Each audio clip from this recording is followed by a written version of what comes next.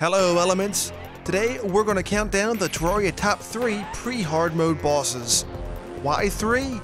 Because quite frankly the list of pre-hard mode bosses is very short, even including the mobile version with their 2 extra, so that way we can keep the field nice and competitive. Please keep in mind this is just my opinion. Feel free to submit your list down below in the comments section. I'd love to hear from you. So with that, let's go ahead and get started at number 3. The Queen Bee is summoned in the Beehive in the Jungle biome and has 3400 life. It also has the most unique number of drops as of patch 1.24, which is 14. Plus, if you're on the PC version, you also have a 1% chance of getting the honeyed goggles, which is a neat flying mount. The biggest thing to be careful of with the Queen Bee is that sometimes a hive can actually have 2 larvae, and it can be actually possible to summon more than 1 Queen Bee at a time. So with that, it's something to be very careful of. The Queen Bee can pose a bit of a hassle for those who are unprepared, but overall she's not too overly difficult and has some great loot to boot. Number 2. Visiting to the dungeon at night and talking to the old man, you can summon Skeletron. He has 4400 life, his hands have 600 life apiece.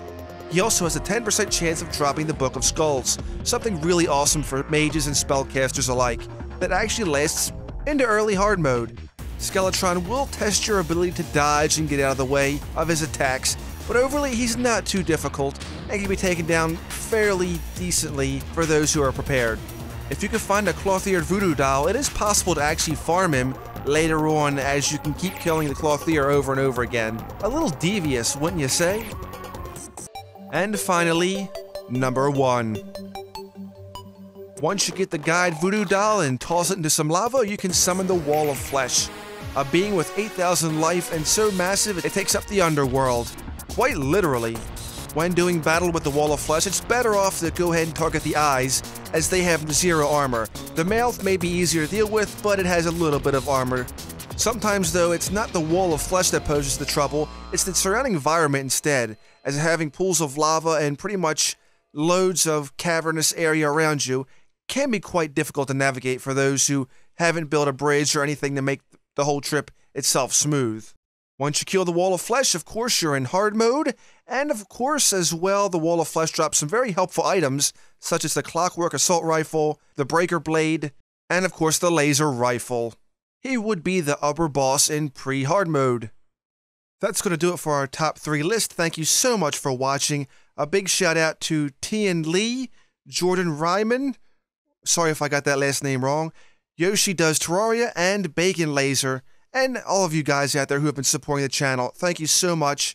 We've been growing at a pretty good rate, and I feel very humble for it. So thank you so much. If you enjoyed this video, please be sure to rate it. It helps the channel as always. If you haven't already, subscribe for more Terraria Top 5s, gameplays, and other gameplays here coming eventually as well.